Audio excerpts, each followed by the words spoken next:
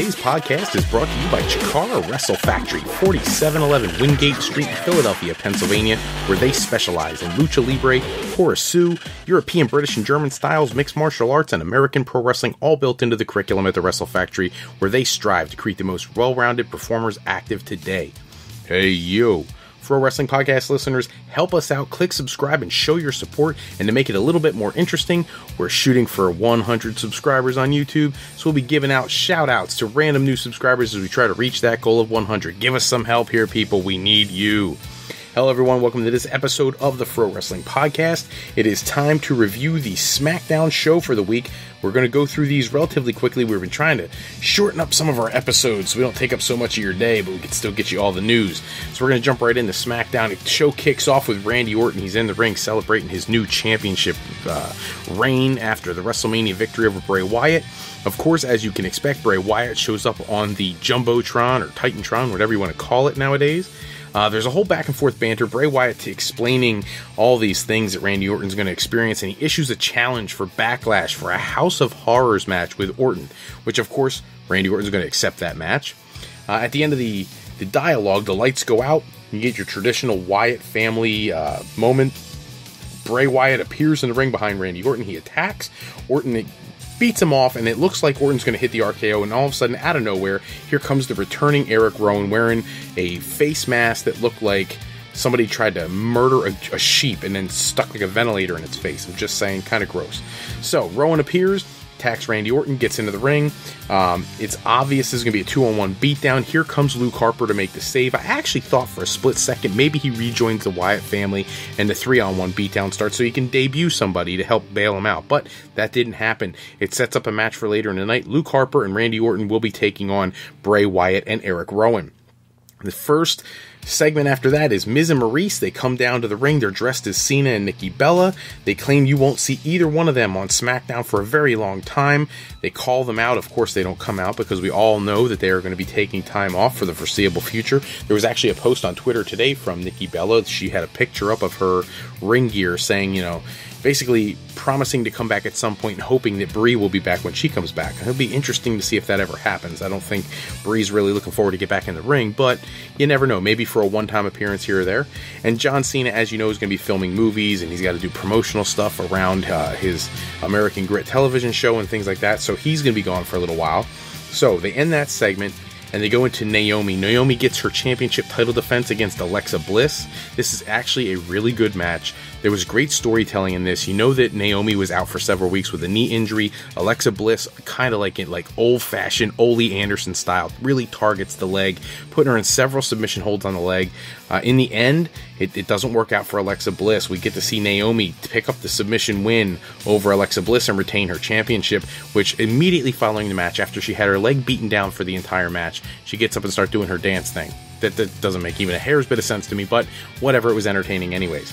Curt Hawkins is in the ring. He's sick and tired of hearing about this superstar shakeup coming on Monday Night Raw, and he issues an open challenge, and somebody's got till the count of 10 to get out here and accept this challenge, which for any remote NXT fan, you know this is the debut of Ty Dillinger, who comes out and pretty much absolutely squashes Curt Hawkins. I feel bad for Curt Hawkins. The guy's done nothing of value since being back, and they actually shot some good vignettes when he was coming back with that whole, reference to the Bruce Lee or the Chuck Norris thing. That was good stuff, and then they did nothing with it. They've just buried the guy week in and week out. I know he said in a recent interview that he loves doing what he does, but my God, give the guy something worthwhile to do.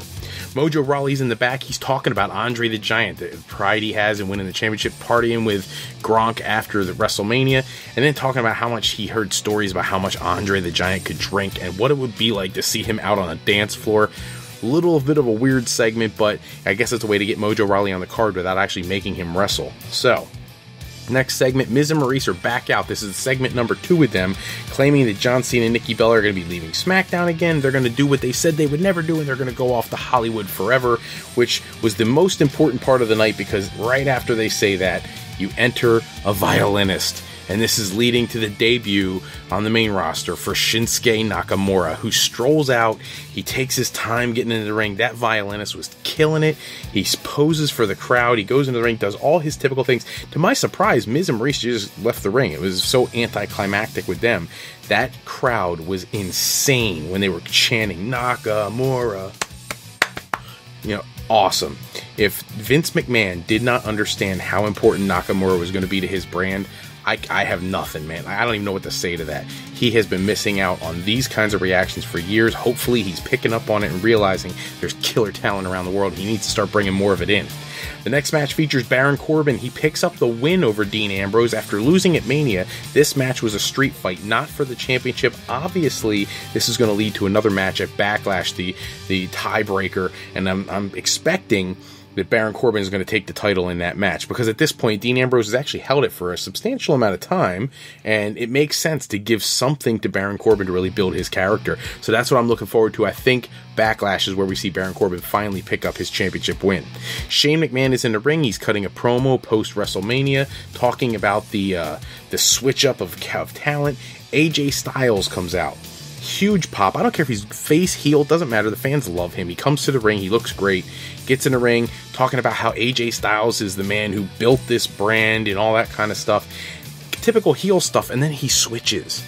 And he touches his eye where he's thoroughly bruised from getting beat up by Shane McMahon at WrestleMania. And as he does that, he tells Shane he owes him something. And he sticks his hand out. And there's a handshake.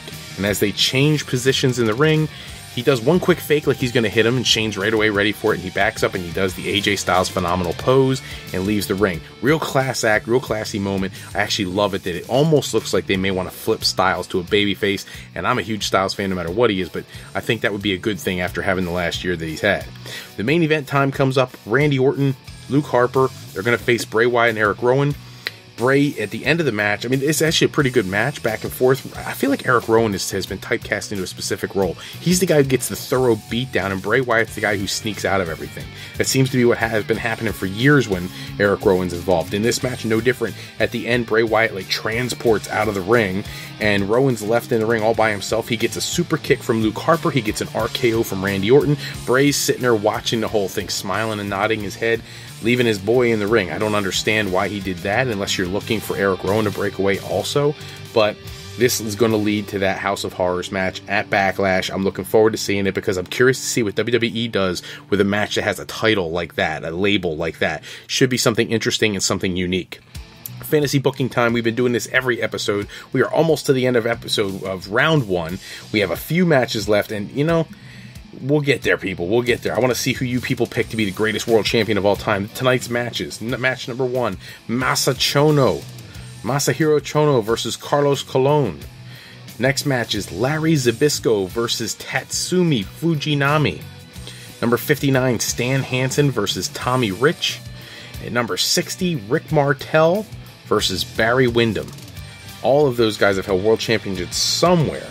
And next episode, we'll actually get finished with round 1. We'll move on to round 2 the following episode. But for the meantime, whoever you would have win those fantasy booked matches, by all means, go onto YouTube and put your comments in there in the comment section with who you choose to win. I will tabulate your results and move your winners on to the next round. That's all the time we have for this episode. And next time, episode 63, we're going to talk all the news and rumors going around the world of professional wrestling. Special thanks, as always, to bensound.com and purpleplanet.com for producing all our music and sound effects that we use today.